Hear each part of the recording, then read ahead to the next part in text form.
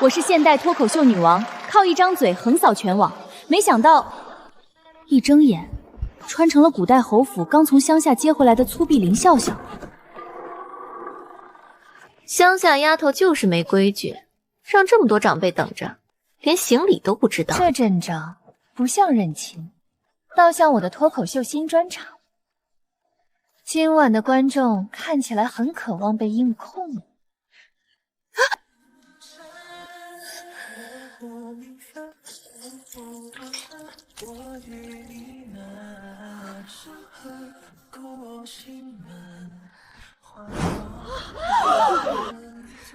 千错万错都是我的错，大家千万别怪母亲没教好她。妹妹刚回来，不懂府里的规矩，都是我不好，不该来打扰妹妹的。妹妹肯定是不小心把我绊倒的。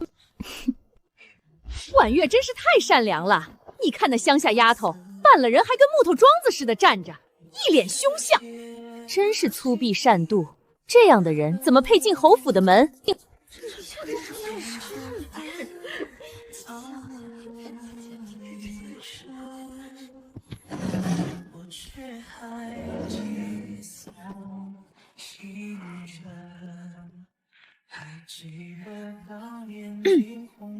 各位夫人，各位小姐，大家请看，我们来做一个简单的现场复盘。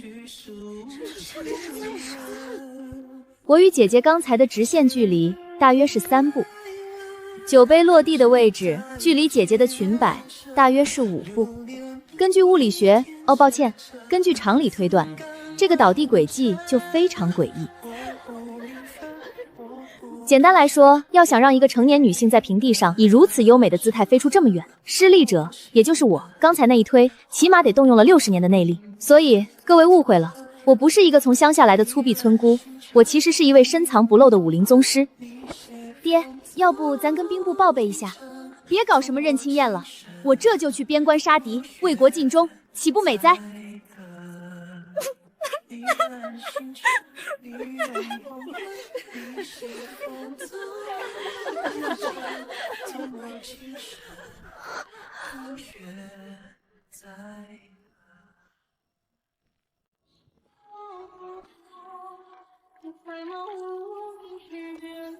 放肆！忤逆不孝，破坏家风，还不快给你姐姐认错！哟，重量级嘉宾终于上麦了。母亲大人此言差矣，您斥我忤逆不孝，破坏家风，可方才姐姐亲口承认，千错万错都是她的错。您看，这破坏家风的罪魁祸首，她自己都已经站出来认领了，我怎敢与姐姐争功？我说的错，不是那个意思。哦，那姐姐的意思是你犯了别的错，是江南水灾你引的，还是北境大旱你求的，亦或是今早皇上龙体欠身胃口不佳，也是你惹的？我没有。那你到底犯了什么错？如果天下间的大错你一概没犯，那你凭什么大包大揽说千错万错都是你的错？揽下了又不认，姐姐，你这种行为在我们那儿叫画饼，很没有诚意啊。我心口好痛。各位夫人请看，这是顶级绿茶表演的经典收尾动作，弱柳扶风式昏厥法。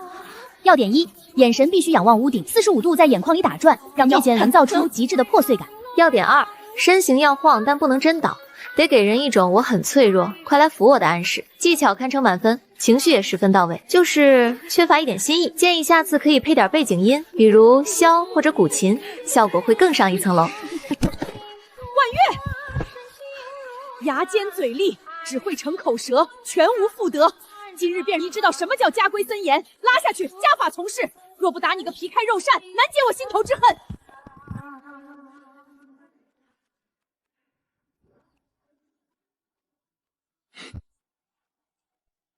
主子，侯府要动家法了，咱们要不要插手？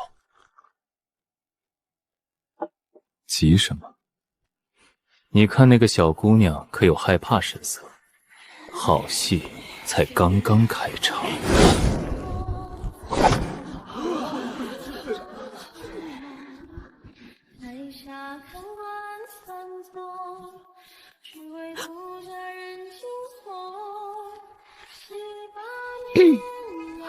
大齐律宗法篇第3卷第4条，凡在家族重大礼仪之上诈病滋事，以乱宗法秩序者，视为藐视宗法。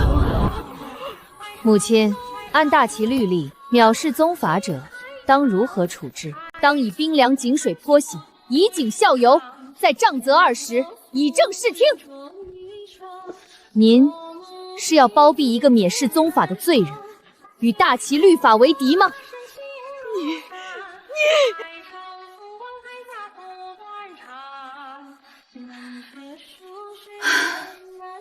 罢了，为了保全侯府的名声，也为了不让母亲大人为难，这恶人我来做。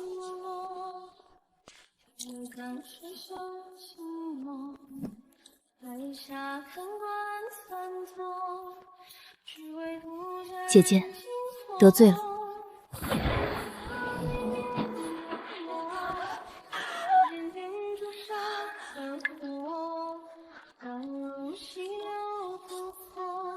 医学奇迹啊！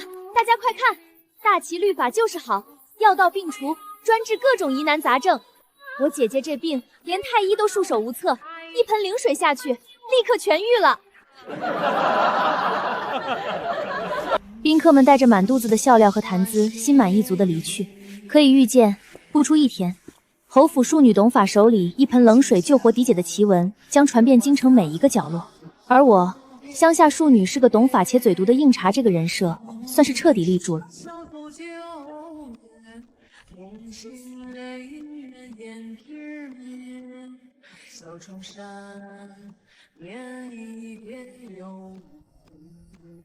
哟，第一场秀就来了个榜一大哥。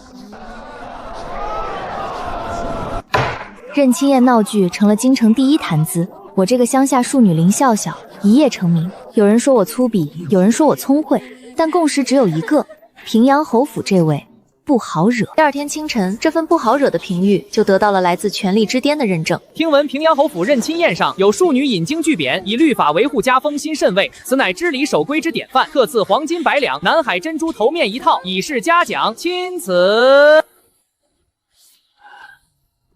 一场差点闹出人命的家丑，怎么就成维护家风的典范了？我心里跟明镜似的，这背后要是没有昨天那位榜一大哥的推波助澜，我把林字倒过来写。首府大人裴宴，这是嫌火烧的不够旺，亲自给我添了一把干柴啊。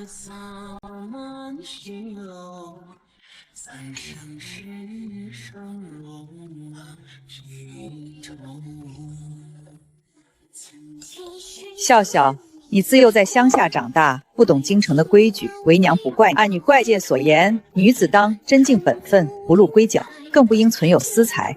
这些御赐之物，你年岁尚小，恐不能妥善保管。母亲先替你收着，等你日后出嫁，再为你添入嫁妆。好一个替你保管！母亲说笑了，这既是圣上所赐，便是皇恩。皇恩浩荡，女儿福薄，就算是无福消受，但也不敢随意转交。万一圣上哪天想起来，问一句头换何在，女儿若是搭不上来，岂不是犯了欺君之罪？放肆！夫人，且消消气，莫忘了咱们今日的正事。身体发肤，受之父母，不敢毁伤，孝之始也。林家给了你命，现在要你的东西是看得起你，你连这点东西都舍不得，眼里还有没有我这个母亲？你这是大不孝！孝道又来了，这是他最后的，也是最重的一顶帽子。嫡母就是母亲，要求我孝顺，合乎礼法。但问题是，我一个现代人，还能被这不合理的礼法给限制了？母亲教训的是，女儿确实不孝。为了让女儿深刻反省孝字到底有几笔，女儿恳请母亲将女儿关入祠堂，在列祖列宗面前罚跪思过。什么时候女儿想明白了，什么时候再出来。还有这种好事？好，这可是你自找的。来人，把三小姐带去祠堂，没有我的命令，不准出来，不准送饭。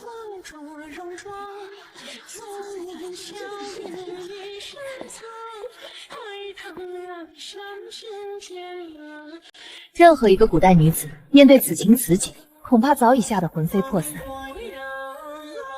但我没有，即使穿越了，我也是坚定的唯物主义者。不错，这混响效果够天然，这沉浸式氛围够地道。小姐，你要的东西。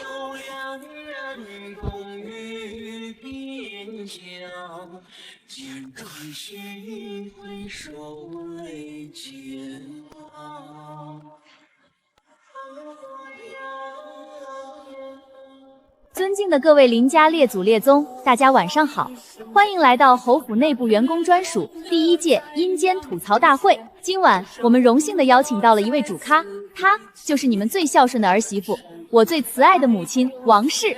太祖爷爷，您老人家当年跟着太祖皇帝打天下，啃树池喝马尿才创下这份家业。如今您在地下啃着又冷又硬的猪头肉，您猜您那好儿媳今天早上漱口用的试水炖的血燕啊！祠堂里关着的不是三小姐吗？这是祖宗显灵了，要鬼了！祖宗显灵骂人了！各位老祖宗，你们可能不知道，王氏不仅吃的比你们好，穿的也比你们阔绰。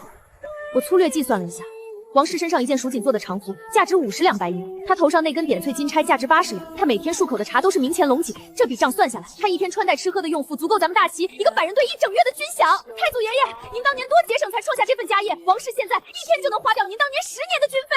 他拿着您拼死拼活换来的家业去享福，却让您在地下啃冷猪头肉。他还口口声声教导我要孝，这是什么？这就是典型的宽于利己，严于待人。这就是对祖宗的大不敬，对家风的彻底败坏。这是大不孝中的战斗机小小 Plus 版啊！主子说了，让他玩得尽兴点，那就都听得清楚点吧。王氏不孝，奢靡无度，败坏家风。这哪是三小姐在说话，分明是林家的列祖列宗在集体开会，公开处刑啊！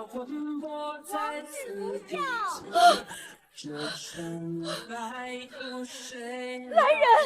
来人！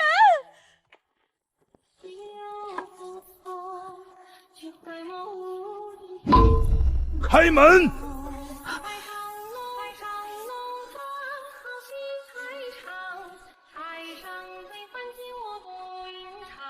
把锁打开。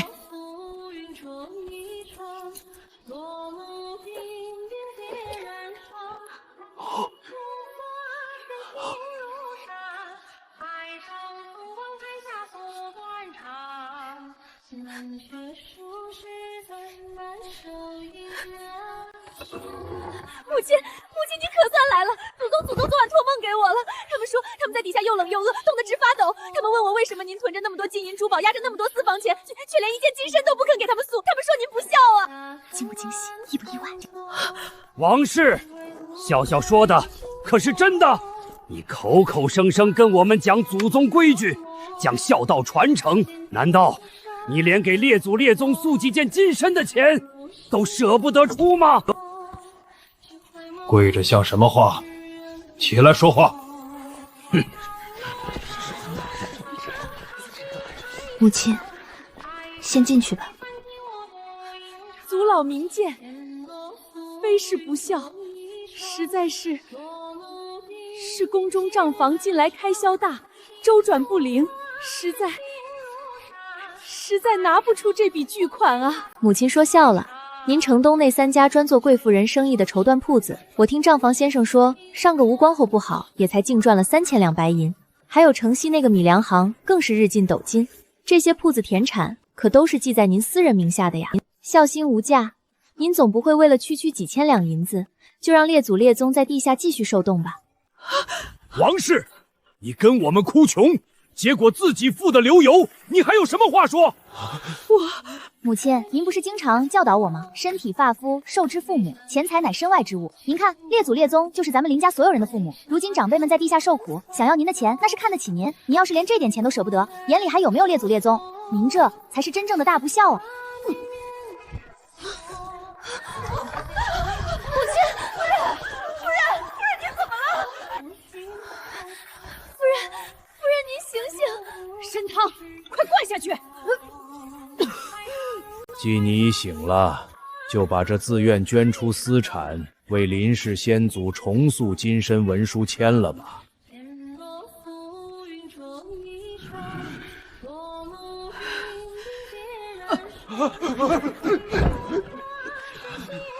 好啊，我林家有此至孝至纯又深明大义的子孙，何愁家业不兴？王氏此番急火攻心，又大出血本，恐怕要病上一阵子了。这偌大的侯府，终贵不可无人打理啊！我看笑笑这孩子就很好，懂规矩，明事理，算账也清清楚楚。从今日起，在王氏病愈之前，这侯府内库的钥匙就由你来暂时掌管。就这样，我兵不血刃，不仅保住了皇帝的赏赐，但像掏空了主母的私库，还顺理成章地从一个任人欺凌的受气包，拿到了象征着侯府最高内务权力的内库钥匙。最后，王氏吐血昏迷，三小姐顺理成章拿到了内库钥匙。这丫头倒是个宝贝，有点意思。不过她这么一闹，侯府里那些豺狼怕是都要被引出来了。去，把我书房里那份御史台弹劾林家二爷强占良田的卷宗副本给他送去，就当提前预付的下一场戏票钱。是。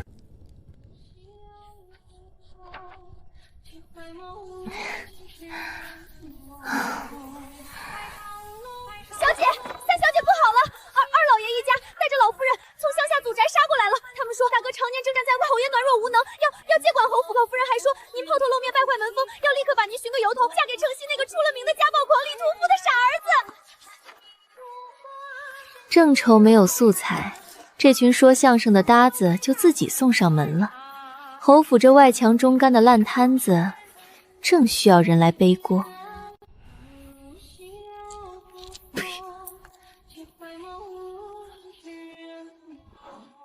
跪下！你一个庶女，趁着主母暴巧言令色骗取内库钥匙，简直反了天了！母亲，林笑笑她把钥匙交出来！从明天起，你给我滚回后院待着，不准再抛头露面败坏门风。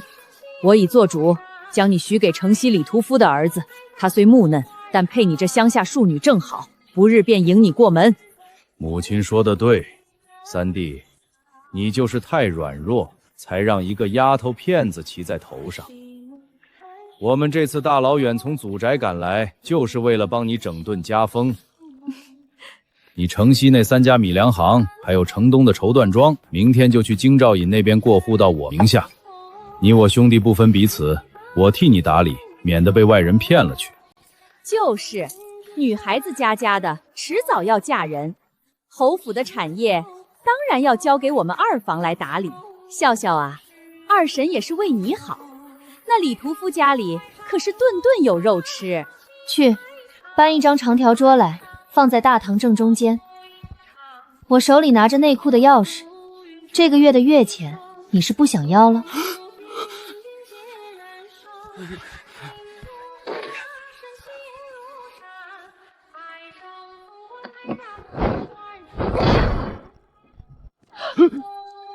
各位，欢迎来到平阳侯府第1届吐槽大会。今天我们的辩题是：脸皮厚是不是一种绝症？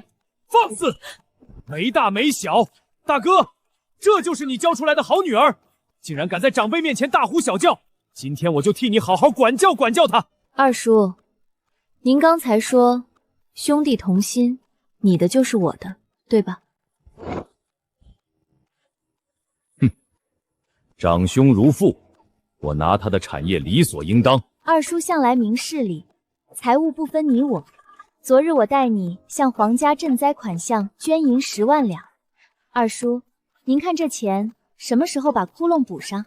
京兆尹的人明天一早就来收账。胡说八道！我哪有钱捐给皇上？10万两？你把你二叔卖了也不值10万两。没钱，江南水灾，百姓流离失所。皇上下旨号召百官捐款，你不肯给皇上捐钱。我不是不肯，我是没钱。你既想要侯府最赚钱的米粮行，为何不肯捐粮给朝廷？莫非是心存不满？我没有对朝廷不满，你别乱扣帽子。没有不满，那你囤粮不捐，意欲何为？招兵买马？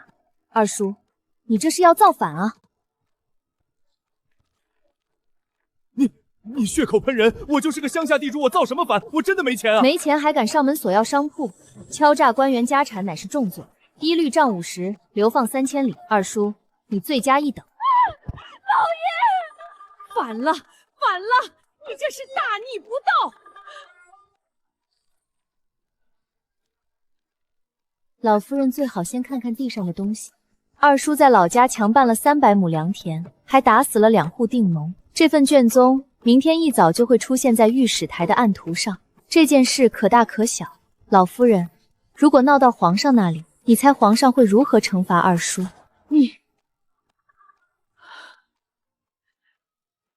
我即日起闭门念佛，再不管府中之事，把二老爷抬走，连夜送回乡下。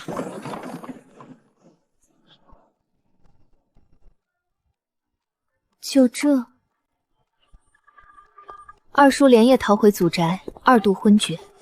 这一仗让我在平阳侯府树立了绝对威信。从今天起，实行功过格绩效考成，做得好赏，倚老卖老阳奉阴为的滚！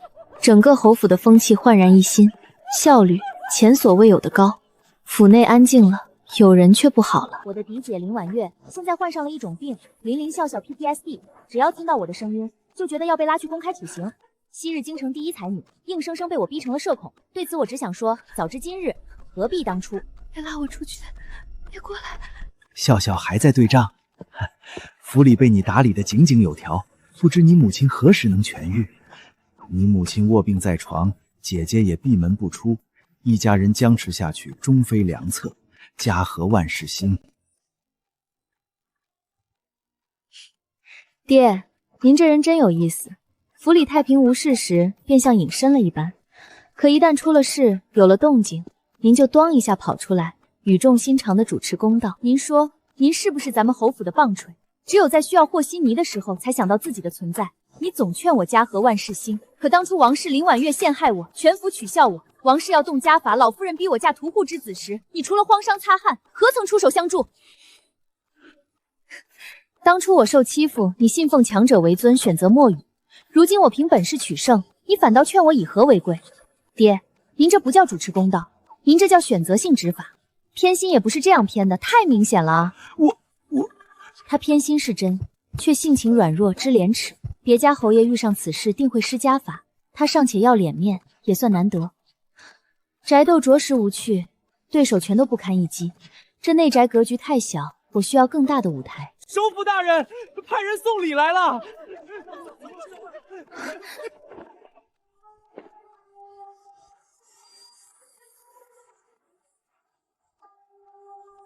林大小姐，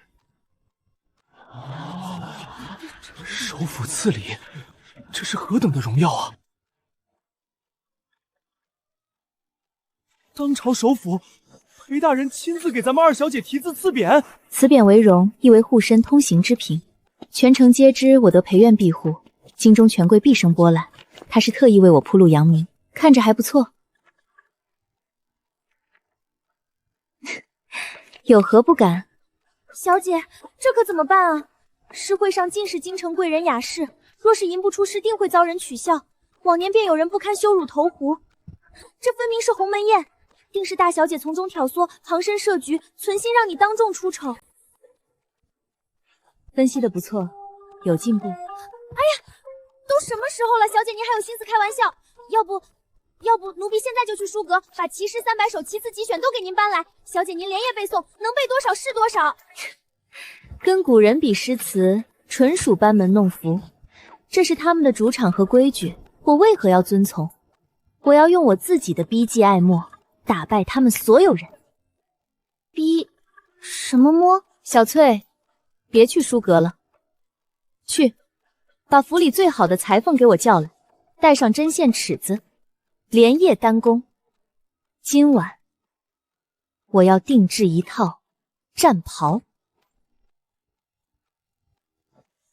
三小姐，这是男装啊，而且款式也太离经叛道了。就要离经叛道，选用月白轻薄云锦，需透气，不能碍我行动呼吸。2时辰内做好。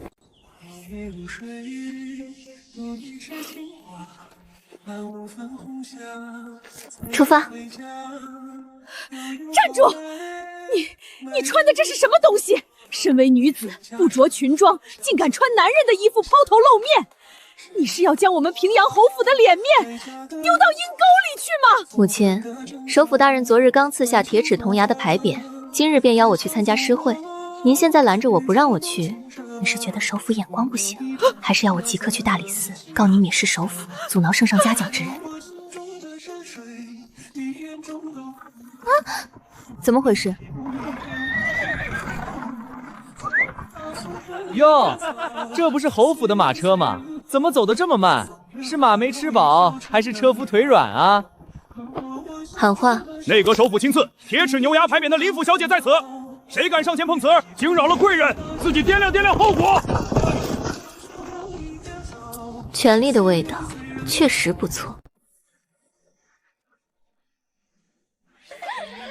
你便是平阳侯府的林笑笑，听闻你口齿不凡，今日曲江诗会，若能做出佳作，我便认你有才；若是不能，本郡主就亲手让人撕烂你的嘴。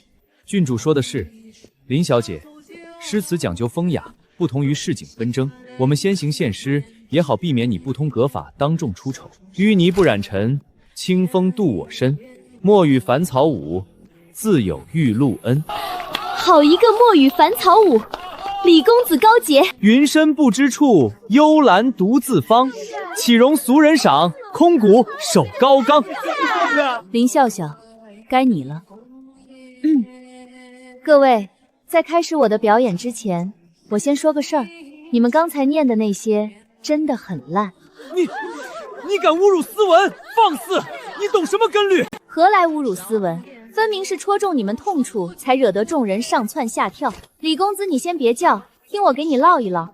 你说荷花淤泥不染，风骨确实非常高，却没想过，若无淤泥滋养，它又怎能开花？还有你，张公子不必装模作样，你借幽兰写风骨，可江南并无山谷山冈，你笔下的幽兰不过是市井购来的盆栽，这哪里是才情，分明是杜撰虚构。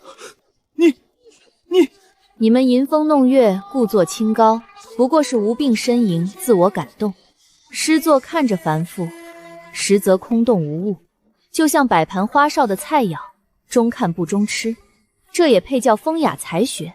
真正的才学是安得广厦千万间，大庇天下寒士俱欢颜的悲悯。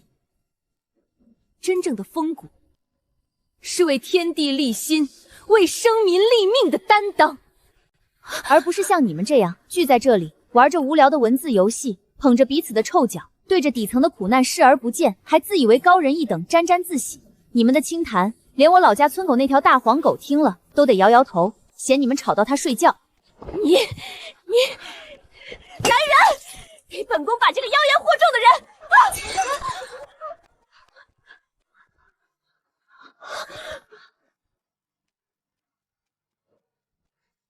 不错，继续输出，本官喜欢看。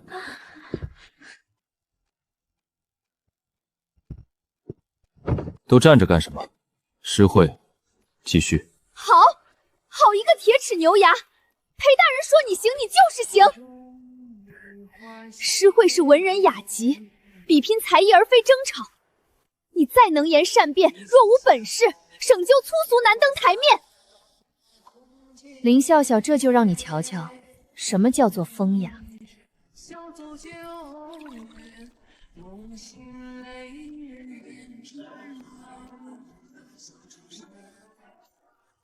郡主秦恕，以真画境，此曲只应天上有，人间能得几回闻。林笑笑，该你了。你若弹得出来，今日之事，本宫既往不咎；若弹不出来，便是欺世盗名之辈，自己滚出曲江池，从此不准在京城露面。我不会弹琴。我就说他是个草包，还以为多大能耐，原来是个只会耍嘴皮子的村姑。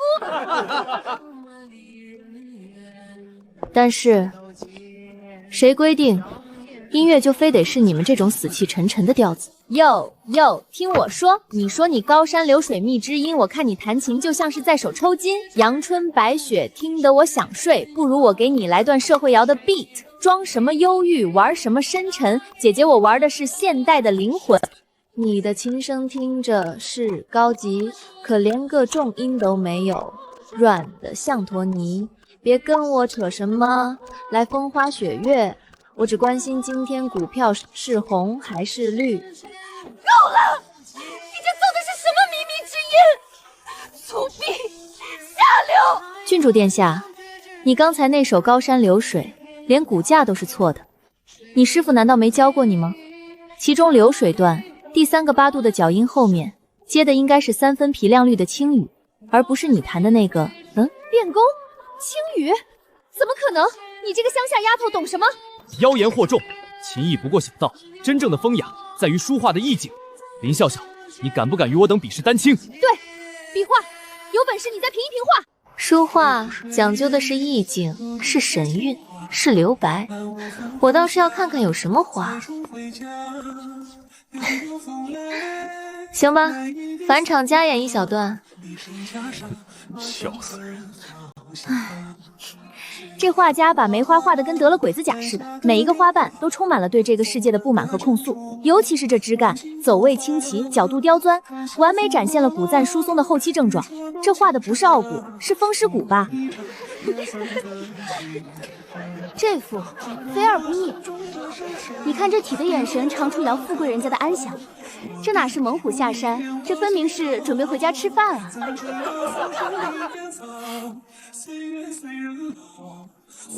林三小姐，首府大人说您说了这么久，口渴了，特并小的给您送一盏雨前红酒，润润喉。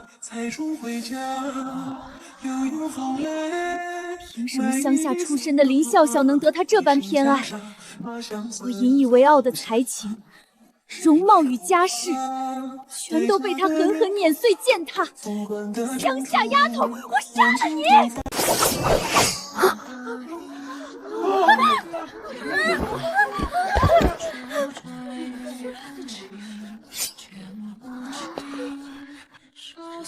大齐律刑法篇，皇室宗亲无诏令无实据，于公众场合蓄意杀害朝廷命名家眷，与庶民同罪。郡主殿下，你是想用你金枝玉叶的命，拿整个皇室的声誉，来给我这个乡下村姑陪葬吗？各位看到了吗？这就是你们引以为傲的风雅。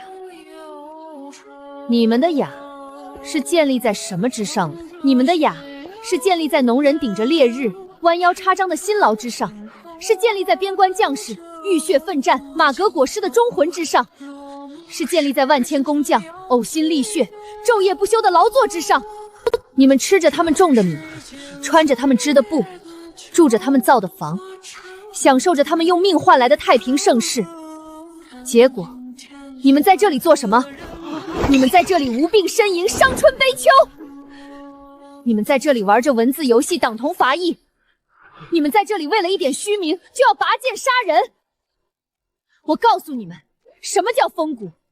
先天下之忧而忧，后天下之乐而乐，这叫风骨。什么叫才华？长风破浪会有时，直挂云帆济沧海，这叫才华。大齐如今需要的不是多几个像你们这样只会堆砌词养粉饰太平的寄生虫，而是需要能开渠治水，能戍边安邦，能为万民立命的实汉家。你们的风雅一文不值。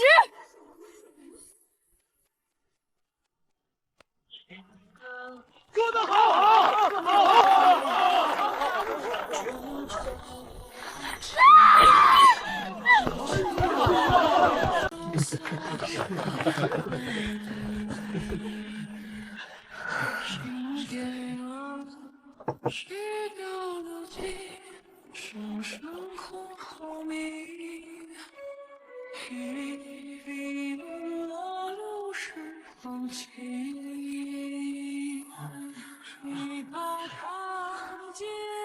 表现不错，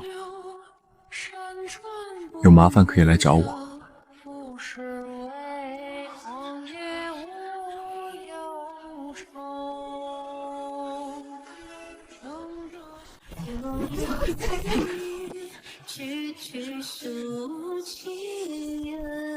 我跟你们说，那林笑笑在乡下的时候，那叫一个浪，我们村的粪叉子都快被他盘包浆了。没错没错，他还给我写过情诗呢，可惜我不识字儿，拿去糊墙了。快去请族中的叔公伯祖开祠堂！以败坏门风的罪名，把他给我装进猪笼，沉入共成河。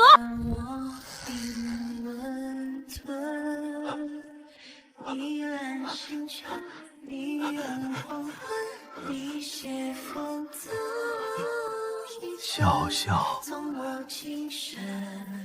为了侯府，为了林家的100年清誉，爹，求你了。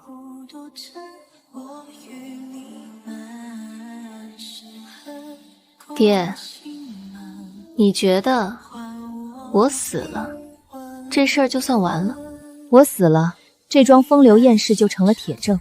永安侯府的庶女畏罪自尽，从此以后，侯府的女儿还嫁得出去吗？侯府的儿子在同僚面前还抬得起头吗？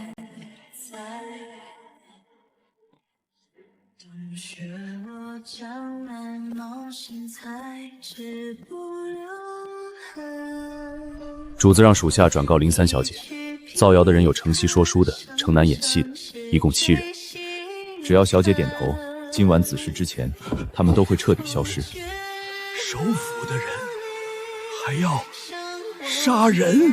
回去告诉你家主子，多谢好意，但暴力不能解决舆论，魔法才能打败魔法。哭丧着脸干什么？去把库房的钥匙拿来，再备车。去哪儿？这帮造谣的狗东西，简直是免费给我做宣发呀！这么大的流量，不吃白不吃。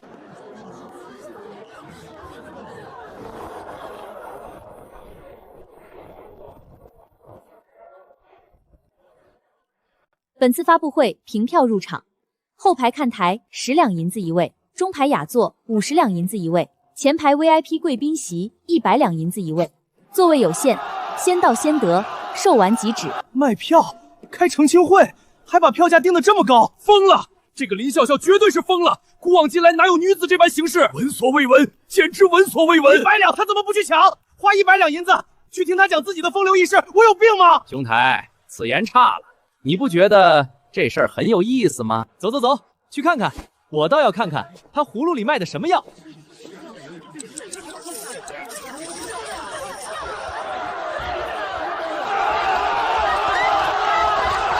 吃瓜是人类的本能，吃这么新鲜、这么刺激、这么伤风败俗的花，别说100两，就是1000两，个别不差钱的人也愿意。VIP 票最后一张150两，要不要？我林笑笑凭一己之力，创造了大齐朝有史以来最成功的营销案例。流量有了，钱也有了，接下来就是见证奇迹的时刻。小姐，不好了，那几个在外面造谣的地痞流氓，他们也买票进来了。来了，我知道他们会来。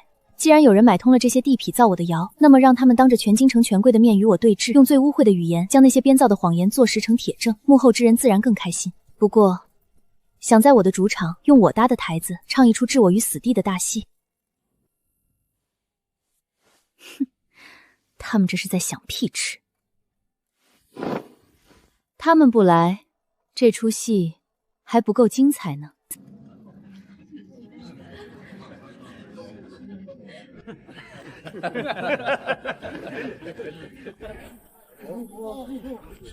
谢谢大家来听我的相声，哦不，来参加我的澄清会。听说我最近在京城很火，火到什么程度呢？连我院子里那条叫旺财的土狗，前天出门溜达都被人拦住，悄悄问他是不是我在乡下时的老相好之一。好了，笑话说完，我们来聊点正事。第一条指控，林氏笑笑，水性杨花，在乡野之时夜夜翻墙，与村头地痞张三私会于苞米地。张先大哥是吧？没错，就是老子。好，各位可能不知道，我乡下那个院墙可不低，足足2丈高，墙头顶上还密密麻麻的插满了碎瓷片和铁镣铐，防的是山匪。有道理啊，2丈高，那不是跟城墙差不多了？还插着铁蒺藜，这是练的铁裆功吗？你胡说！哦，不高吗？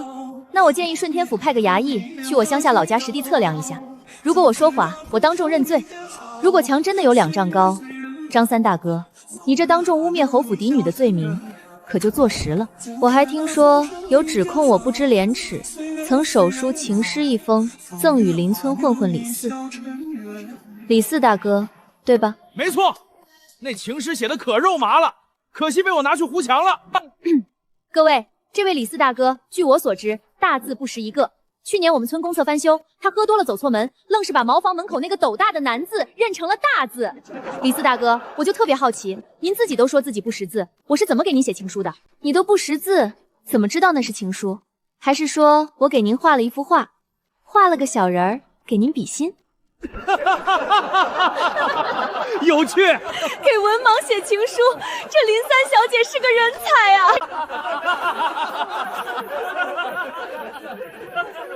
小蹄子，耍我们！不管你如何巧舌如簧，也是你勾老子的！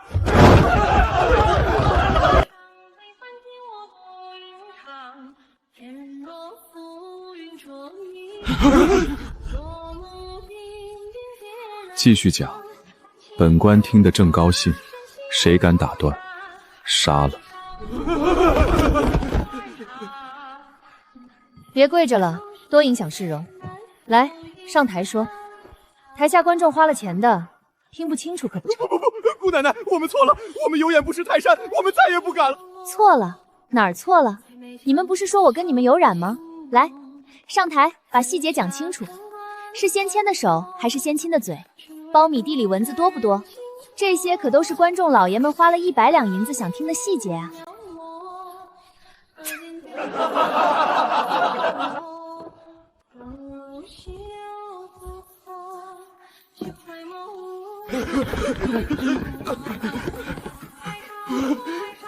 姓名吉怪，职业张三，京城无业游民。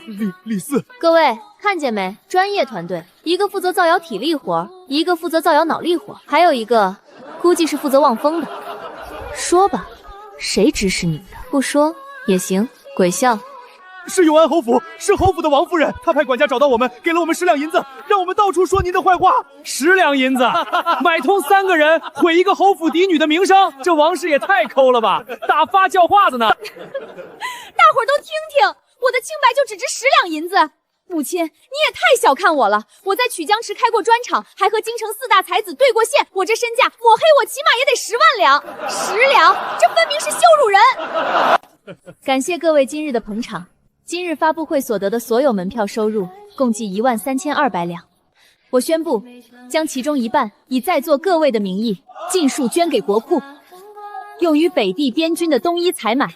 至于剩下的1半，我准备用它在这醉仙楼的对面盘下一家铺子，开办京城第1家，也是大齐第1家专门说新鲜事的茶馆。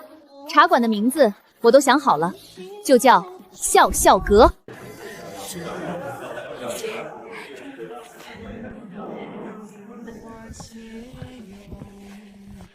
坐。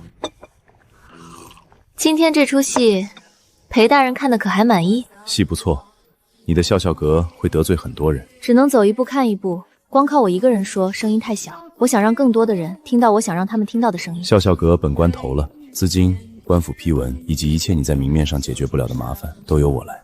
那首府大人图什么呢？本官的政敌有点多，有些话本官不方便说，官使不方便记，但笑笑亭的段子可以。成交。林老板，以后合作愉快。裴大人，榜一大哥的位置你坐稳了。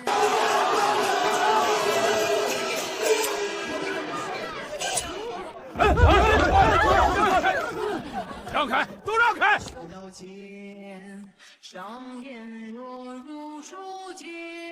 小姐，是礼部尚书孔德明，他可是朝中最重规矩的老顽固。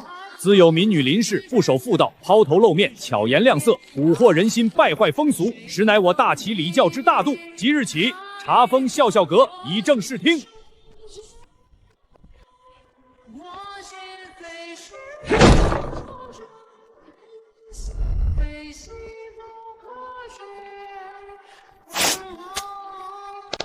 来人，搬张椅子来。成何体统！女子在外抛头露面，与伶人昌邑无异，败坏风气。我今日必封笑笑阁，以正视道，告慰先祖。孔大人，您刚才说我败坏风俗，有违礼教，对吧？然也。那我想请问孔大人，大齐律总计12篇，498条，其中哪一篇哪一条明文规定了女子不可兴商？东街寡居的王大娘卖豆腐，西市未出阁的李家小姐打理铺面，难道不算抛头露面？大人为何不去查禁？莫非这离教也看人下菜，专挑我这侯府之人拿捏？是啊，王大娘卖了20年豆腐，李家小姐的生意做得可大了，也没见礼部去管啊。强词夺理，他们是为生计所迫，情非得已，而你不过是哗众取宠，图个虚名罢了。哦，我明白了，各位都听到了吗？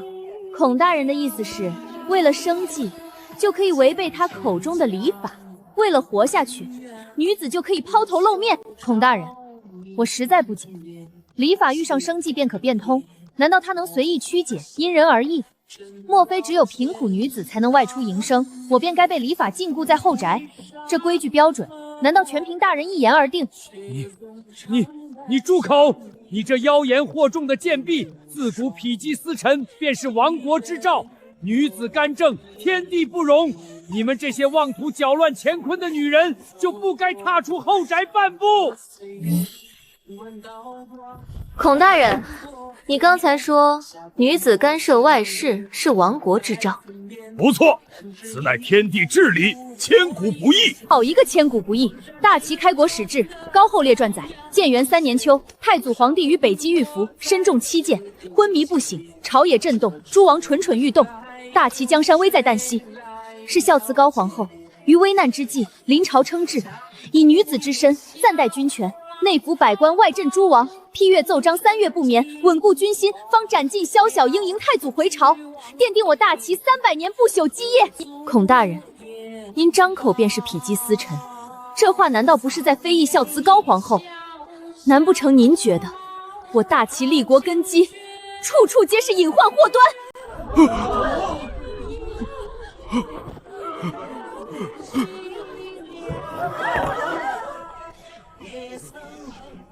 按大人这番道理论，孝慈高皇后主持朝政便是鼻基侧叶，行事有失。那她辛苦平定的天下，莫非也算不得正道？难道我大齐100年基业，竟是依托不妥之举方才建立？孔大人，你识大齐俸禄，想高官厚禄，心中却不认可我大齐立国之本。你穿的是大齐的官袍，心里想的怕不是前朝的天下吧？说，你到底是哪朝的忠臣？莫不是前朝派来乱我大齐江山的余孽？诛心，这是诛心之言啊！冤枉，老臣冤枉啊！老臣对大齐忠心耿耿，绝无此意。你这是断章取义，你这是偷换概念。偷换概念？我只是在顺着你的逻辑往下说啊。大人，你的逻辑它好像是个筛子，怎么到处都是漏洞呢？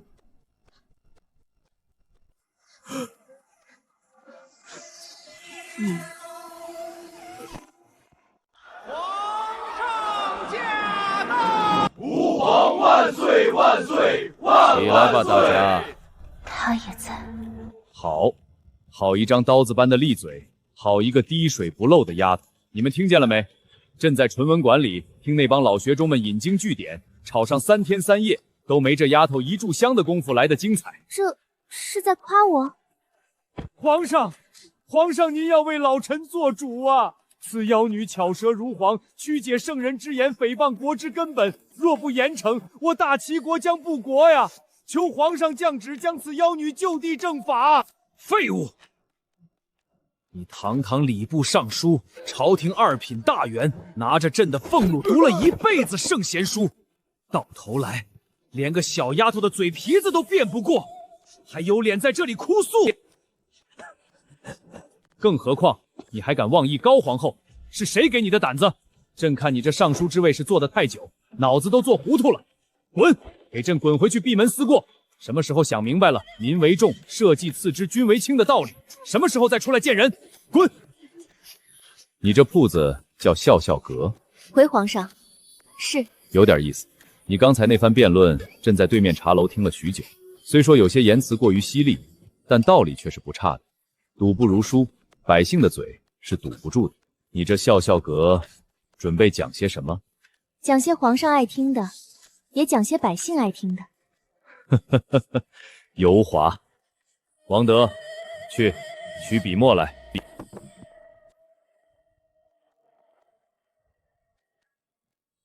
拿去，找京城最好的匠人，用金丝楠木把这5个字给朕裱起来，就挂在这笑笑阁的门头上。朕倒要看看，有朕亲笔题的匾，以后还有哪个不长眼的敢来找事儿？这位皇帝比我想象的要厉害得多，看来是要用我这张不受控制的嘴，去说一些他想说但不便说的话。我成了天子手中一把最锋利也最有趣的刀。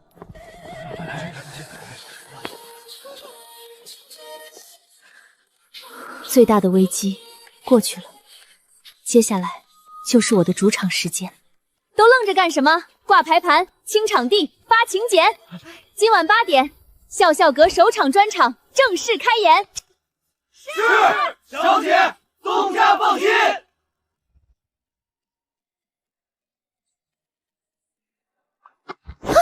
这家伙不是跟着走了吗？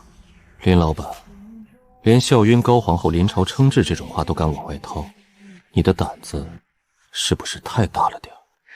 有首府大人您在后面给我托底，我怕什么？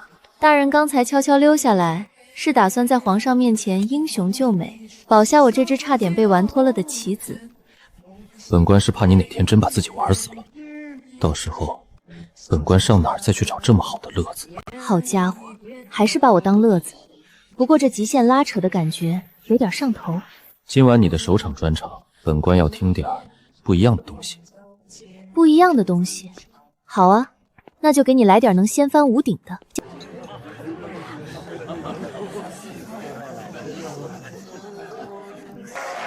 感谢各位爷捧场，今天咱们不说风花雪月，也不谈经义文章，咱们就来盘一盘我林笑笑这几天是怎么在京城 C 位出道的。话说前2天，有几位好汉花了整整10两银子，满世界说我在乡下的时候夜夜翻墙，私会村头张三，10位评评理，就想买的是对我个人品牌价值的侮辱。我跟你们说，想黑我，预算先加到10万两，不然我这天下第一嘴的御赐金匾，第一个不答应。京城的八卦市场潜力巨大，但是内容极其粗糙，所以我笑笑阁的第一个小目标就是给各位爷提供最新鲜、最独家、最高端的定制化八卦内容，保真、保刺激。好，光有八卦不够，还有才艺。前有郡主一曲高山流水，弹的是感天动地，就是有点费耳朵；后有4大才子，画的老虎跟橘猫似的，还非讲什么意境。什么叫意境？我跟你们说说，意境就是画的不像，但你得感觉它像。感觉不像怎么办？那说明你的境界不够，你得会吹捧，你得融入他们圈子。最后就是昨天那位大人，他老人家手持礼法大棒，要封了我的店，说女子抛头露面有违祖宗规矩，是亡国之兆。我当时就想问问他，大齐的军饷和插茶控10个里有9个都是女人，他们抛头露面了吗？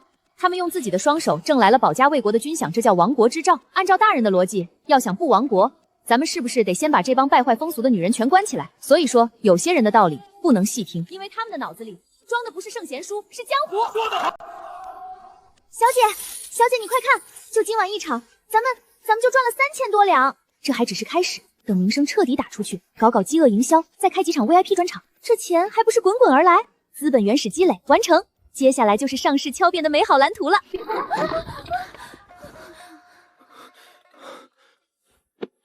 林三小姐，800里加急，军情密信。这玩意儿怎么会送到我这里来？北狄使团以抵京，名为朝贡，实为挑衅。北狄第一智者呼延灼，其人辩才无双，欲在国宴之上与我大齐群臣进行文化辩经，赌注是北狄3座城池的10年盛收，朝中腐儒无人能应。皇上有旨，召天下第一嘴。飞鸟不是鸟，因为它会飞，而笼中鸟不会飞。如此简单的道理，大学士竟然参不透吗？久闻大齐乃天朝上邦，文风鼎盛，今日一见，不过是一群只会摇头晃脑背诵死书的酸腐废物，大齐无人矣。陛下，臣举荐一人。何人？天下第一嘴，林笑笑。荒唐！国之大事，朝堂变更，岂能让个市井出身的女子登殿，成何体统？这要是传出去，我大齐皇室的颜面何存？裴首府，你莫不是被那妖女灌了什么迷魂汤，竟举荐此等人物？你是想让我大齐沦为天下笑柄吗？宣笑笑阁主林笑笑觐见。参见陛下，陛下万岁万岁万万岁！平身，有意思，真有意思。看来大齐的男人是真的死绝了，竟要派一个如此年轻貌美的小娘子出来撑场面。怎么，是辩不平就打算用美人计吗？这位使臣大叔，看您这日益后退的发际线，想必北狄风沙是挺大的吧？北狄的礼仪是专门教你们用这光可见人的脑门来反射我大齐宫殿的灯火，以示尊敬的吗？你这伶牙俐齿的贱婢！好，天下第一嘴，那我就来考考你。大齐以孝治天下，以礼法为根基。那我便问：若君父有错，为人臣子者，是顺从还是该直言？这位呼延大叔，我发现你这个人逻辑很有问题啊！你的问题从根上就错了。谁告诉你君父会犯错的？陛下受命于天子，天子若有过，那不是天向三子之错，而是天通过天子之行向天下苍生发出的警示。所以为人臣子，发现天有异象，风雨时调，及时上奏提醒陛下，这是替天行道，是为直言之中。而陛下依据天意降下旨意，我等奉天承运，遵从旨意，这是顺应天命，是为顺从之孝。我们大齐的孝是一种既要顺从又要直言的叠加态，它同时存在，互不干涉。只有在你这种不开化的蛮夷观测时，才会清仓做成你那非黑即白的愚蠢逻辑。我跟你说，这叫天人感应的量子力学。你一个连自己头发都留不住的蛮夷，懂什么叫治国，什么叫孝吗？妙啊！莫非是某种失传的天地之理？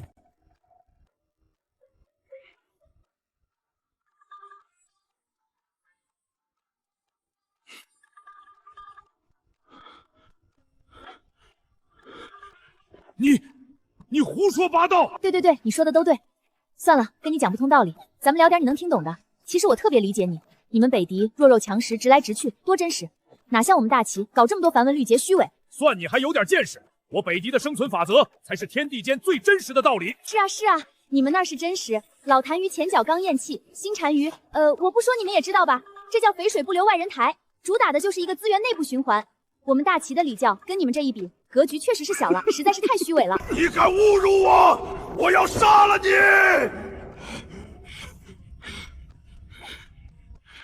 拿上来！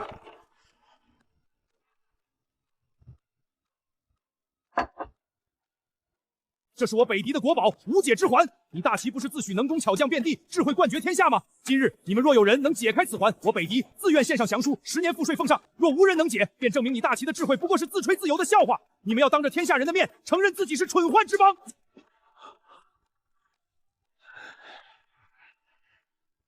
解开它，你们就认输，是吗？不错。好，这位将军，借你的刀一用。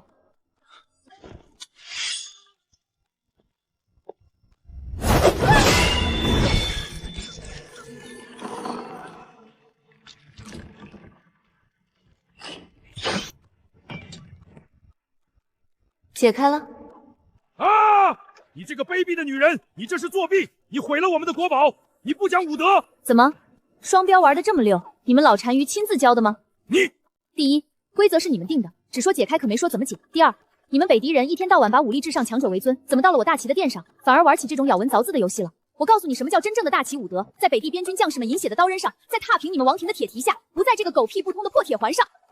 你要战便战，我大齐100万雄师奉陪到底。你一个逞口舌之力的东西，在这里犬吠什么？好一个天下第一嘴！今日你为我大齐挣回了天大的颜面，说吧，你想要什么赏赐？陛下谬赞了，民女也没做什么，就是举了举嘴，动了动手。主要是这位北狄智者心理素太差，我这还没发力呢，他就倒下了，实在是没什么成就感。陛下，林姑娘今日舌战蛮夷，真乃我大齐女中豪杰。如此才貌双全的女子，实乃国之瑰宝。臣长子对林姑娘的风采仰慕已久。臣今日斗胆恳请陛下天恩，将林姑娘赐婚于臣的长子。瑞亲王的长子，那个全京城出了名的虐妻狂魔，那个因为手段残忍，活活折磨死了3众正妻，至今无人敢嫁的变态纨绔。准奏。前一刻还要笑眯眯赏赐我的皇帝，下一刻就要亲手送我下地狱，这就是伴君如伴虎吗？哼！陛下，民女有一事不明，想请教陛下。放肆！圣旨已下，岂容讨价还价？说。自有平阳侯府3女林氏，温婉贤淑，才德兼备，特赐婚于瑞亲王世子，择日完婚，钦此。陛下，民女想问，这圣旨上写的温婉贤淑，才德兼备这8个字是认真的吗？请问我哪一点当得起温婉2字？民女本该感恩戴德，但问题是这份圣旨上对我的描述与事实严重不符，这叫什么？这叫虚假宣传啊！你竟敢质疑圣旨？民女不是质疑圣旨，民女只是在确认事实。民女林笑笑在京城的战绩，大家有目共睹。且不说任亲宴、祠堂与曲江池畔之事，就在刚才紫宸殿上，我把北狄第一智者说的当众晕倒。我林笑笑是靠嘴吃饭的人，虚假宣传砸是我的招牌，毁的是我的信誉，断的是我的财路。我要是就这么认了，以后我还怎么在京城混？谁还敢来笑笑阁听我说相声？所以，陛下，只听从生是臣女的人设，要么就在这圣旨上把温婉贤淑4个字改成牙尖嘴令，民女绝不介意。此女公然抗旨，藐视皇恩，按律当斩。陛下，臣有话要说。臣想问瑞亲王一个问题，王爷，您今日是以什么身份来求娶林姑娘？自然是以我儿父亲，以皇室宗亲的身份。哦，裴燕，你到底想说什么？哦，那臣再问王爷，您可知您的世子是何身份？当然是皇室宗亲。各位同僚，大齐律法宗室管理条例第3卷第7条写的是什么？哪位还记得？皇室宗亲若犯下杀孽，按律当革除爵位，交有司审理，与庶民同罪。王爷，您的世子3征正妻均死于非命，刑部的卷宗至今还封存在档案库里。一个身上背着3条人命的嫌疑人，您却以皇室宗亲的身份来求取陛下御封的天下第一嘴。王爷，您不觉得有些不妥吗？你血口喷人！那些女人都是病死的。病死的？3任王妃年纪轻轻，都是病死。王爷，您这个病可真是专挑您的儿媳妇下手啊！这病比您王府的家丁还听话。这门婚事你自己怎么看？民女在。陛下，各位大人，这门婚事民女不反对，但民女有一个条件。说。民女胆小，怕死，民女恳请陛下在大婚之前，由3司会诊，公开审理世子前3任王妃的死因。若审理结果证明世子清白，民女2话不说，立刻嫁过去，绝无半句怨言。若许结果证明世子殿下确实与3任王妃的死有关的话，你，王爷，您别紧张，只要您儿子是无辜的，这场审理就是对您王府最大的声誉败书啊！您该不会不敢吧？着3苏会审瑞亲王世子杀妻案，水落石出之日再议婚事。陛下，民女有一事相求。说。瑞亲王世子的婚事，既然要查，那便慢慢查，民女不着急。但民女今日想在朝堂之上，当着陛下和满朝文武的面，为自己求一门亲事。荒唐，简直荒唐！女子婚姻，父母之命，媒妁之言，你一个庶女，安敢如此妄为？王爷，您的圣旨赐婚我都没答应。这会儿我自己的婚事，您倒是挺上心。怎么，您那世子杀妻的案子，3司已经查完了？林笑笑，你要为自己求谁？陛下，民女求的这个人，就是他。哈哈哈哈哈！你要求娶当朝首辅？不是求娶，是求配。民女与首辅大人乃是两情相悦，志同道合，天造地设，不存在谁娶谁，这叫战略合作伙伴关系。理由呢？陛下，各位大人，第一，瑞亲王无非是想用婚姻拴住我这张嘴，让我闭嘴。而裴大人恰恰是朝堂上最不怕我说话的人，他赐我牌匾，投资笑笑阁，在曲江池给我端茶倒水，这说明什么？他欣赏我的才华，包容我的放肆。一个愿意让我搞事情的男人，比一个想让我闭嘴的男人更值得嫁。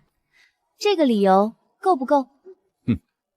有理。第二，瑞亲王世子身上背着3条人命，至今逍遥法外。而裴大人，这位首辅大人虽然冷了点、凶了点，说话噎死人了点，但他至少没杀过老婆。据我所知，他连个通房丫鬟都没有，感情史比我的脸还干净。各位大人，一个零杀妻记录、零绯闻、零黑历史的男人，和一个随时可能被3丝砍头的嫌疑人，你们选谁？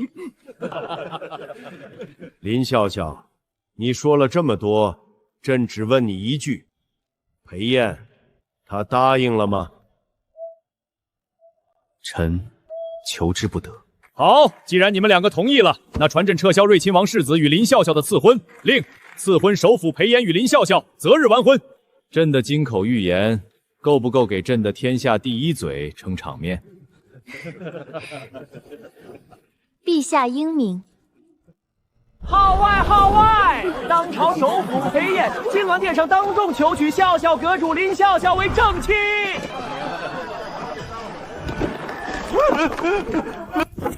裴燕，你与北狄私通，意图谋反，证据确凿。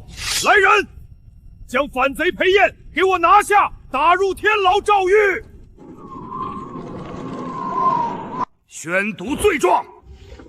反贼裴燕结党勾结北狄，意图谋逆，其罪有10：一、私通敌国，泄露军情，证据确凿，天地不容。国不可一日无主，奸贼不可一日不除。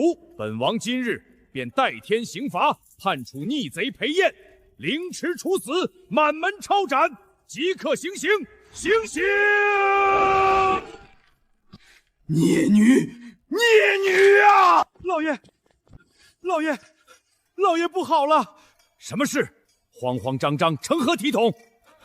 大小姐她……惹主！抬上东西，出发去皇宫。瑞亲王有令，全城戒严，任何人不得靠近皇宫，违令者杀无赦。我今日要用这块牌子进宫面圣，你要拦吗？放行。大胆罪妇，竟敢擅闯金銮殿！来人，给本王拿下！慢着！按照大齐律法，凡死刑须经大理寺刑部御史台3司会审，秋后处决。你们不经思思不定日期当朝杀人，这不叫审判，这叫草菅人命。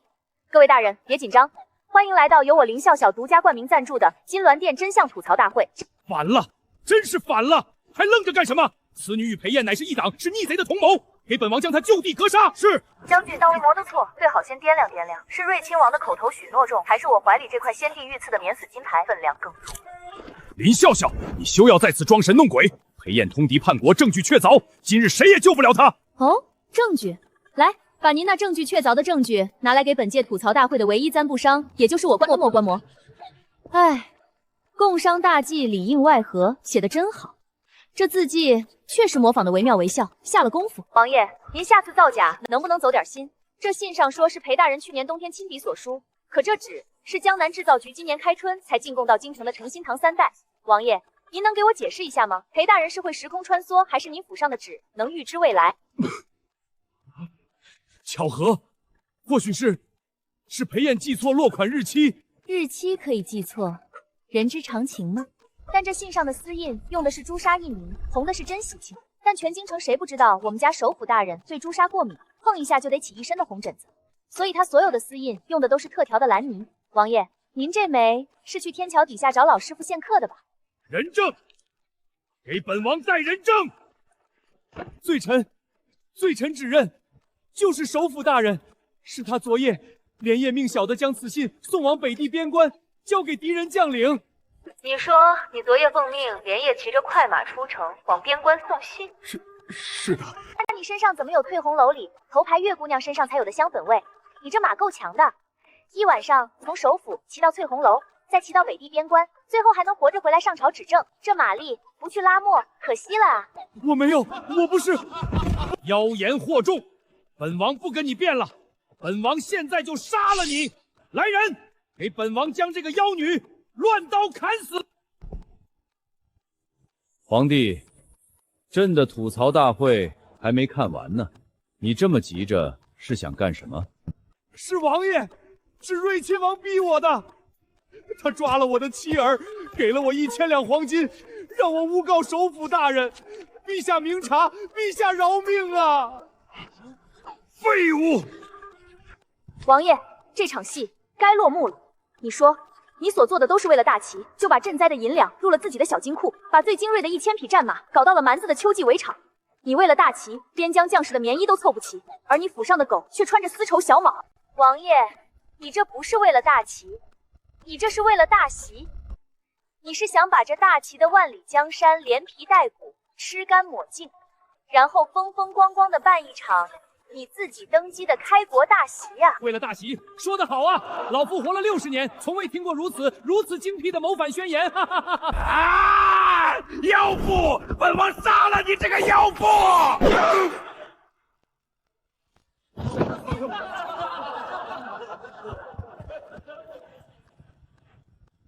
林笑笑，你今日于金轮殿上舌辩奸王，智破逆案，护朕周全，救国于危难，此乃盖世奇功。说吧，你想要什么？今日哪怕你想要入主6部，打破我大齐女子不得为官的祖制，朕也准了。多谢陛下厚爱，但这官我不当。为何？这可是光宗耀祖、青史留名之机。没意思，这朝堂太无趣了，全是一帮连笑话都听不懂的木头。我这嘴替事业才刚刚起步，可不能因为一份枯燥的工作就忘了为万民发声的初心。哈哈哈哈哈！好一个不忘初心！既然你不愿为官，那朕便换个赏赐。传朕旨意，瑞亲王谋逆篡位，罪无可赦，满门抄斩，家产充公，其党与3族之内一并论处。瑞王家产，朕赐你30%。另特许笑笑阁为皇家御营，上可达天听，下可传万民，任何人不得干涉。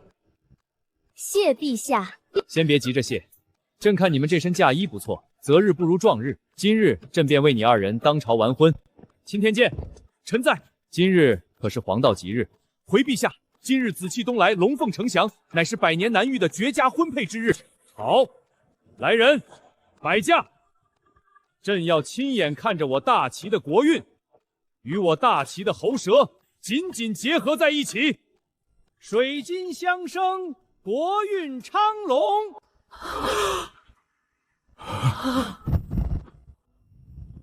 首府夫人，今晚的专场只有我一个观众，你打算讲点什么？